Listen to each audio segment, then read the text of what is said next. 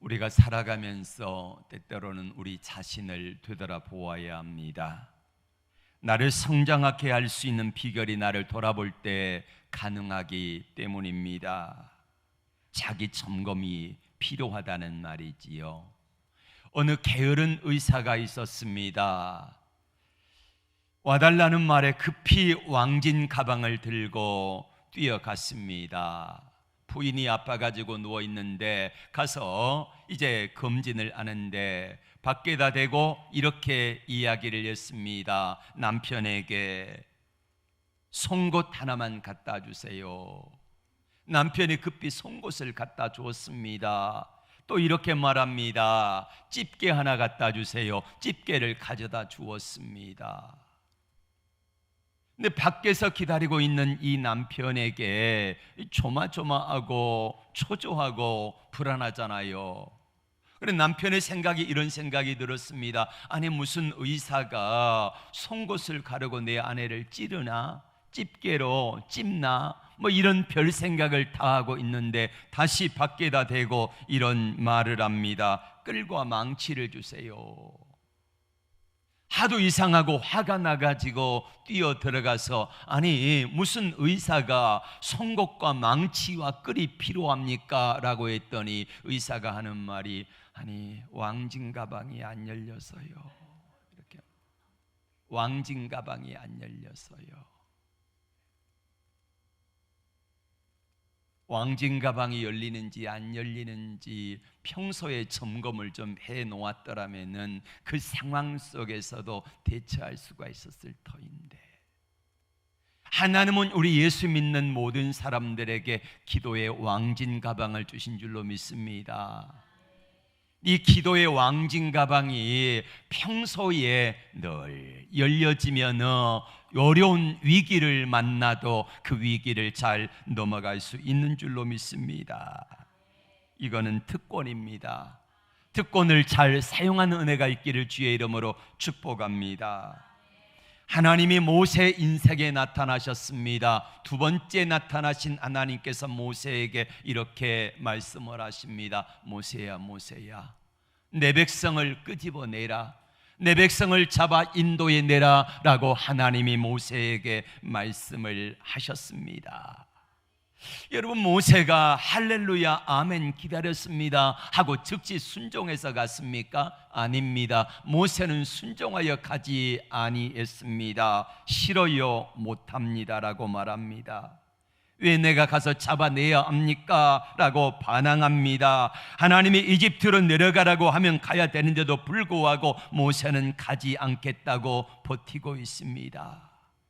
이렇게 핑계를 대지요. 하나님이 내게 나타나셨다는 사실을 백성들이 안 믿어줄 것입니다. 항변을 하고 있습니다. 이때 하나님이 말씀합니다. 내가 보냈다고 해라. 그래도 안 믿으면 어떻게 하겠습니까? 모세가 지금 왜 이렇게 하나님께 대하여 화가 났을까요? 심보가 고약해졌을까요? 까딱스럽게 하는 이유가 무엇일까요? 모세 나름대로 충분한 이유가 있습니다. 40년 전에 하나님이 모세에게 나타나셨습니다. 지난주 말씀드린 것처럼 모세에게 성령의 충만함을 주셔가지고 모세가 순종하지 아니하고는 견딜 수 없는 은혜를 주신 줄로 믿습니다. 그래서 모세가 순종했습니다. 그리고 나가서 내 백성을 구원해야 되겠다고 하는 그런 열망을 주셔서 모세가 나가가지고 하나님의 구원 사역을 시작을 했습니다. 그런데 백성들이 모세를 믿어주지 않았습니다. 오히려 백성들이 모세의 행한 일을 애굽의 왕에게 갖다가 고에 바치고 말았습니다. 그 결과가 어떻게 되어집니까? 모세는 쫓겨 도망자 신세가 되어지고 40년 동안 미디안 광야에서 목동으로 초라한 삶을 살 수밖에 없었다는 말입니다. 그리고 40년이 지나자 하나님이 모세에게 찾아오셨습니다. 나이 80입니다. 늙은 모세입니다. 40살에 적어도 내가 애굽의 왕권을 바라보는 차기 대권주자와 힘있고 능력있고 아는 사람들 많을 때는, 그때는 하나님이 왜 나와 함께하지 아니하시더니, 그때는 왜 하나님이 나를 쓰지 아니하시더니, 다 잃어버리고 빼앗겨버리고 없어진 이때에 하나님이 찾아오셔서 나를 쓰시겠다고 하는가? 이게 모세는 상처가 되었던 것입니다. 그때 하나님이 내 손에 든 것이 무엇이냐 말씀하십니다. 지팡이입니다. 던져라. 그랬더니 맹독을 가진 독사가 되었습니다.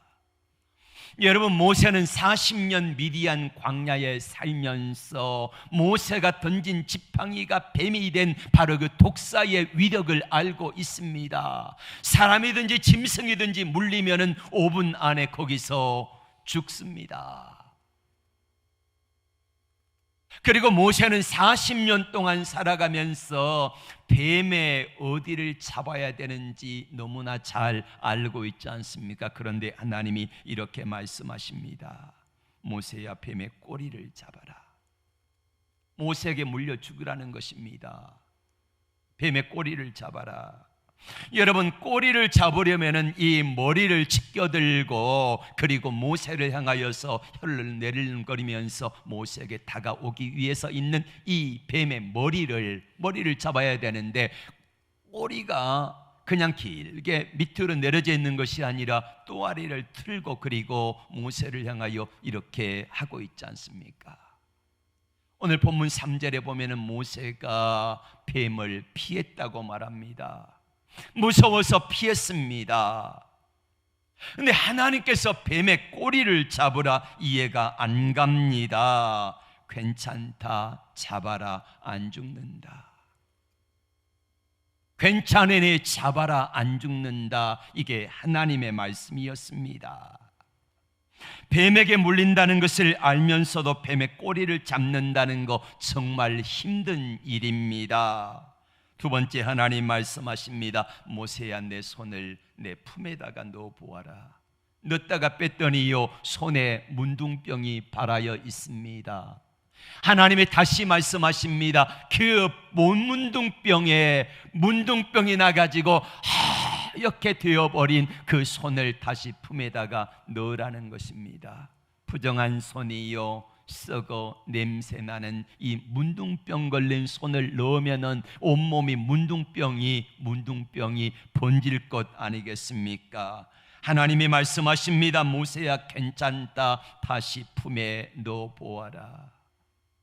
하나님이 모세에게 괜찮으니 넣어보라는 것입니다. 뱀의 꼬리를 잡는 것도, 문둥병이 걸린 손을 품속에다가 넣는 것도 쉬운 일은 아닙니다. 이 모든 일을 절대로 쉽게 할 수 있는 일이 아니라는 것입니다. 여러분, 우리가 신앙생활하면서 우리의 모습을 한번 생각해 봅시다. 뱀이나 문둥병이 아니더라도 사람이 생각하기에 가능성이 없은 일들을 하나님이 하라고 하실 때에 우리는 어떻게 하며 살아왔습니까? 절대적으로 불가능한 일들을 요구하실 때 우리는 쉽게 그것을 잡을 수가 없습니다. 품에 넣을 수가 없습니다. 왜냐하면 이건 상식적으로 맞지 않거든요. 내 경험상 맞는 일이 아니라는 것입니다. 그런데 하나님은 뱀이나 문둥병을, 그것을 뱀의 꼬리를 잡고 문둥병 걸린 손을 품속에 넣으라, 이렇게 말씀을 하십니다. 왜 하나님은 우리에게 가능성이 없는 일을 하라고 하실까요? 뱀의 꼬리를 잡으면 물려 죽는데도 불구하고 하나님은 뱀의 꼬리를 잡으라 하실까요? 부정한 손을 가슴 속에다가 넣으면 이게 전염이 될 줄을 알면서도 왜 하나님은 그 일을 하라고 하실까요? 우리는 잡기를 주저합니다. 왜 주저합니까? 왜 주저합니까? 확률적으로 이것은 안 되는 일이기 때문입니다. 경험상으로도 이거는 안 되는 일이기 때문입니다. 그래서 그거를 하지 않겠다는 것입니다. 불가능하다고 단정했기 때문입니다. 그러나 하나님은 어떤 상황이라 할지라도 잡으라고 할 때는 이미 내가 그렇게 해주시겠다는 강한 약속과 의지와 책임을 져주시는 줄로 믿습니다. 그러면 잡는 것과 못 잡는 것의 차이는 무엇일까요? 바로 순종입니다. 하나님이 뱀의 머리를 잡는 것이 아니라 뱀의 꼬리를 잡으라 말씀하실 때에 모세는 죽을 각오로 잡는 것입니다. 내가 잡으면 물려 죽을 줄을 알고 있어요. 그럼에도 불구하고 하나님이 말씀하시니까 뱀의 꼬리를 잡는 것이 순종인 것입니다. 문둥병에 걸린 손을 내 가슴에 다시 넣었을 때에 온몸에 문둥병이 발할 수 있음에도 불구하고 하나님이 말씀하시니까 그 상황 속에서 죽음을 각오하고 문둥병에 걸릴 각오하고 품속에 넣는 것이 순종인 줄로 믿습니다. 하나님은 내 인생 가운데 내가 역사하겠다, 너 인생 가운데 내가 내 말대로 순종하기만 하면 내가 일하겠다고 하는 하나님의 약속인 줄로 믿습니다. 하나님의 역사는 하나님이 잡으라 명령하실 때 우리는 잡으면 되고 내 품에 넣으라 그럴 때 넣으면 되는 줄로 믿습니다. 그때 하나님의 역사가, 하나님의 능력이 나타난 줄로 믿습니다. 하나님이 잡으라 요구하실 때 분명히 잡을 수 있기를 바랍니다. 뱀에게 물리게 될 것 같지만은 하나님은 절대로 물리지 아니하고 절대로 죽지 아니하게 하실 것을 믿습니다. 모세가 꼬리를 잡고 보니 다시 지팡이로 변했습니다. 더럽고 냄새나는 문둥병에 걸린 손을 가슴속에 넣었을 때에 그 손이 다시 새롭게 여상하게 변한 줄로 믿습니다. 그러면은 하나님은 왜 이렇게 모세에게 두 가지 표징을 말씀하셨을까요? 왜 그러셨을까요? 하나님께서는 모세가 이렇게 하나님께 항변을 했습니다. 하나님이 내게 나타나셨다는 사실을 백성들이 믿지 않을 것입니다. 하나님이 나를 보내셨다는 사실을 백성들이 믿지 않을 것입니다. 그러면은 무엇으로 하나님이 내게 나타나시고 어떻게 하나님이 나를 보내셨다는 것을 백성들에게 알게 하겠습니까? 이 두 가지 표징이 바로 뱀의 꼬리를 잡으라, 그리고 나병에 걸린 손을 품에 넣었을 때에 새롭게 되어리라고는 그 약속의 말씀을 표징으로 보여주신 줄로 믿습니다. 하나님이 모세에게 내가 가라, 모세가 안 갑니다. 나 못 갑니다. 하나님의 모세를 달래십니다. 내가 가야지 내 백성을 구원할 것 아니냐. 그런데 모세는 40년 전의 일로 인하여서 마음이 상해 있습니다. 그래서 안 가겠다는 겁니다. 그래서 못하겠다는 겁니다. 그래서 순종하기 싫다는 것입니다. 그럼에도 불구하고 하나님 모세에게 계속해서 설득하시면서 모세에게 두 가지 표정을 보여주면서 자, 첫 번째 뱀의 꼬리를 잡아 지팡이가 뱀이 되는 이 사건, 그리고 문둥병에 걸린 손을 품속에 넣었다가 빼면은 이 사실을 백성들에게 보여줄 때에 백성들이 너를 믿을 것이다, 이렇게 말씀을 하셨습니다. 그래서 모세는 애굽에 가가지고 이스라엘 백성들 앞에서 이 일들을 행할 때에 백성들이 하나님을 믿은 줄로 믿습니다. 사랑하는 여러분, 우리가 믿음으로 살아갈 때에 하나님께서 우리에게 찾아오셔서 말씀하십니다. 모세에게 찾아오셔서 말씀하신 하나님께서 우리에게 찾아오셔서 역시 똑같이 말씀하시며 우리를 설득하십니다. 모세야, 사랑하는 아들아, 사랑하는 딸아, 내 손에 있는 것이 무엇이냐? 지팡이입니다. 던져라, 뱀이 됩니다. 꼬리를 잡아라, 다시 지팡이가 되어집니다. 모세야, 내 손을 품속에 넣어 보아라. 넣었더니 문둥병이 발했다가 다시 넣었더니 깨끗하여지게 하는 사건을 통하여서 보여주신 것은 무엇입니까? 하나님이 나와 함께 하십니다. 하나님이 나와 함께 살아계신 하나님으로 역사하시는 것을 보여주는 줄로 믿습니다. 그러면 이것은 과연 무슨 훈련을 시키는 걸까요? 모세가 뱀을 잡았다는 것은 당시 바로왕의 상징이 바로 뱀입니다. 하나님이 모세를 보내가지고 바로왕을 잡겠다는 것입니다. 맹독을 가진 독사처럼 강력한 힘을 가진 바로왕의 그 권세를 잡겠다는 것입니다. 모세가 40년 전에 했던 것은, 모세의 방법은 바로왕의 머리를 잡는 것입니다. 경험상 자기가 알고 있는 상식으로 바로왕의 머리를 잡아야 되는 것이 모세의 생각이었는데, 하나님께서는 그게 아니라는 것입니다. 모세야, 그게 아니다. 40년 전에 내가 했던 방법이 아니라 이제는 네 방법대로 했을 때에 너는 살인자가 되고 너는 도망자가 되었는데, 이제는 내 방법대로 하게 되면은 바로왕은 내 손에 잡힐 것이다 하였고, 하나님의 방법대로 했더니 바로왕이 항복하고 이스라엘 백성들을 다 보내준 줄로 믿습니다.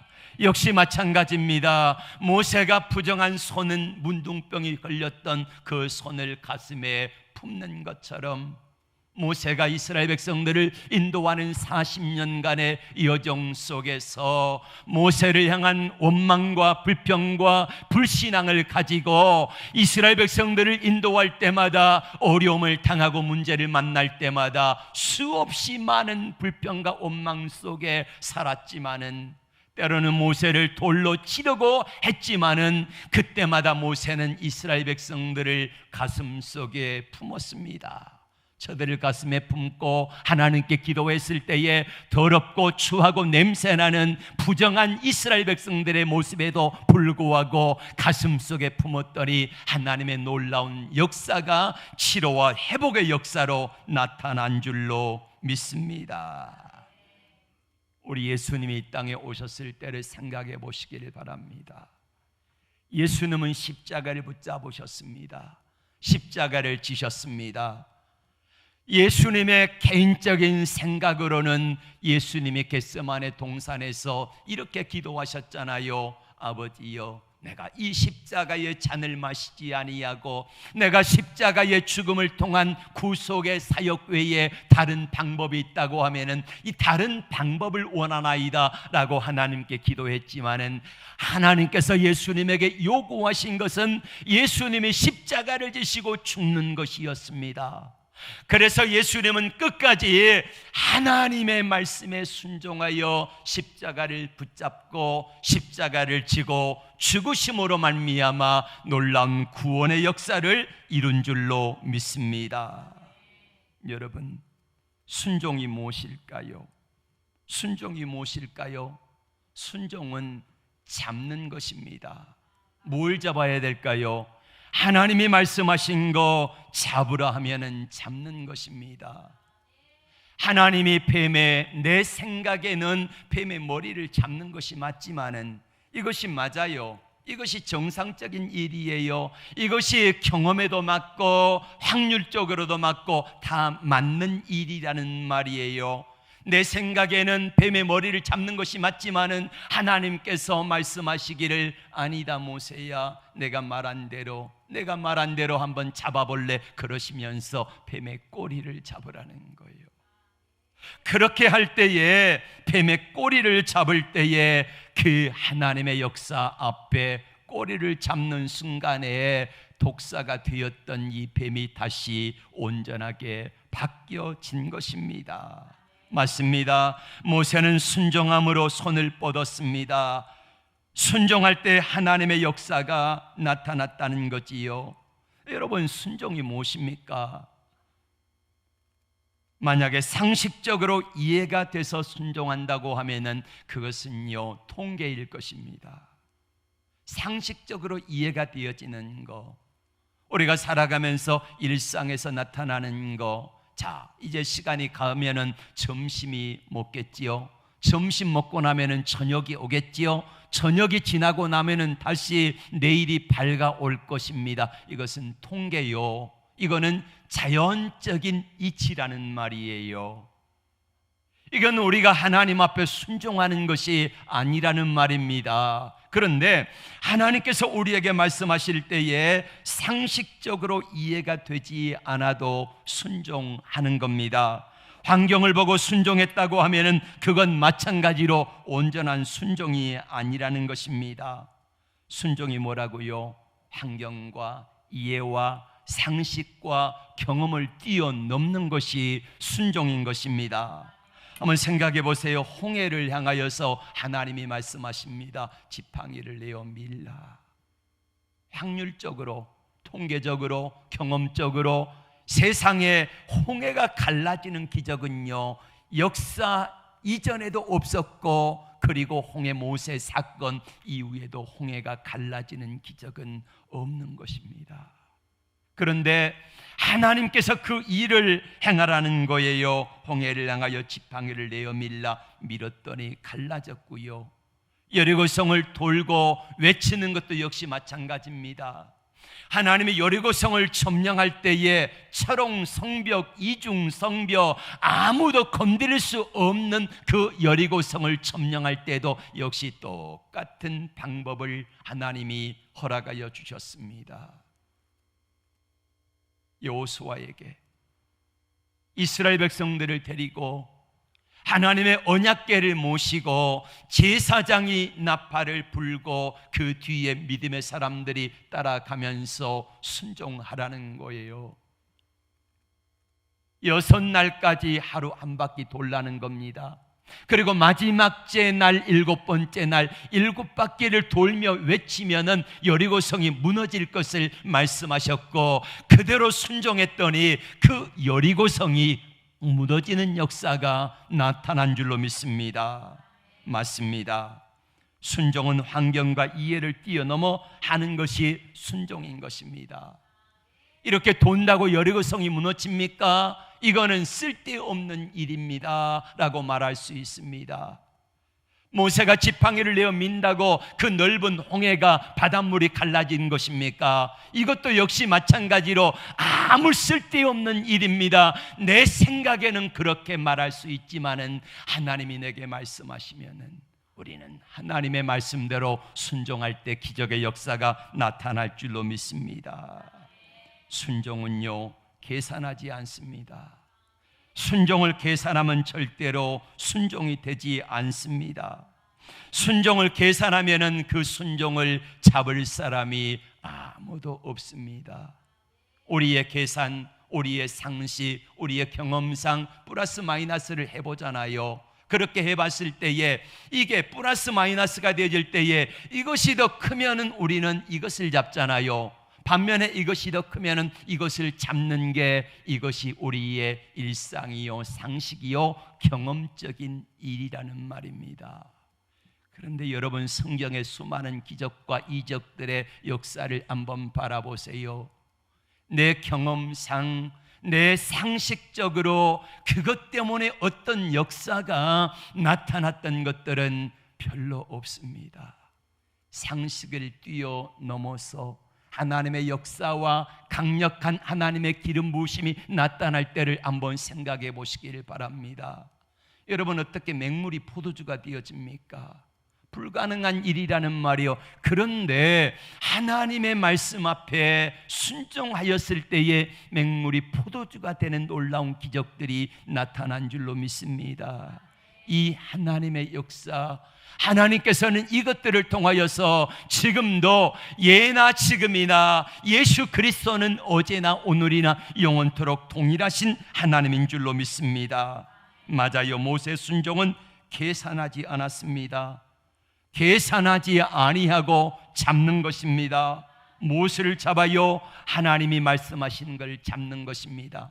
하나님이 기뻐하시는 일을 붙잡는 것입니다. 이것이 순종이라는 말이에요. 여러분, 순종은 자전거 타는 것과 같습니다. 자전거를 탈 때에 자전거 페달을 계속해서 돌려주지 아니하면 자전거는 넘어지고 말 수도 있습니다. 그래서 계속해서 순종할 때에 하나님의 역사가 나를 통하여 나타난 것을 믿습니다. 순종도 머뭇거리게 되면은 반드시 시험이 오게 되어 있습니다. 넘어질 수 있다는 것입니다. 그래서 우리가 계속해서 하나님의 약속하신 말씀 앞에 내 머리로 이해가 되어지지 아니하고 내 눈에 보이는 것이 없어도 하나님 앞에 순종하는 줄로 믿습니다. 그럼 우리 가운데 무엇을 잡고 무엇을 넣어야 될까요? 어떻게 해야 될까요? 중요한 것은 하나님이 말씀하시는 거, 하나님이 잡으라 하면 잡게 되고 하나님이 놓으라 하면 놓아야 될 줄로 믿습니다. 이것이 바로 순종이라는 말이에요. 모세는 하나님이 잡으라 하는 걸 잡고 살았습니다. 하나님이 놓으라 하는 것을 놓았습니다. 그렇게 40년간을 살았더니 광야에 가장 힘들고 어려운 여정 속에서도 하나님이 모세를 붙잡아 주셨고 모세를 쓰셨고 위대한 역사들을 모세를 통하여 나타낸 줄로 믿습니다. 모세는 하나님이 잡으라 한 걸 잡고 살았더니 목동으로 살다가 그렇게 광야에서 죽을 뻔했던 모세를 이스라엘 백성들을 인도해내는 놀라운 능력의 사람으로, 축복의 사람으로 하나님이 모세를 써주신 것처럼 저와 여러분들도 쓰시기를 원하십니다. 하나님 능력에 붙들림 받기를 원합니다. 우리가 잡아야 되는 것은 딱 한 가지입니다. 주님을 붙잡는 것입니다.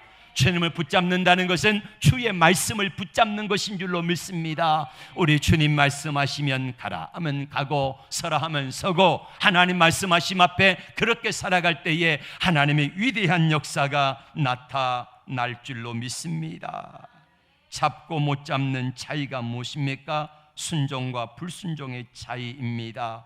우리는 순종하면 복을 받습니다. 잡으라 하면 잡아야 됩니다. 놓으라면 놓아야 됩니다. 품속에 넣으라 그러면 넣는 것입니다. 내가 하는 것이 아니라 주님이 말씀이 들려올 때에 하나님께서 말씀하심 앞에 가라 하면 가는 거고 서라 하면 서는 거예요.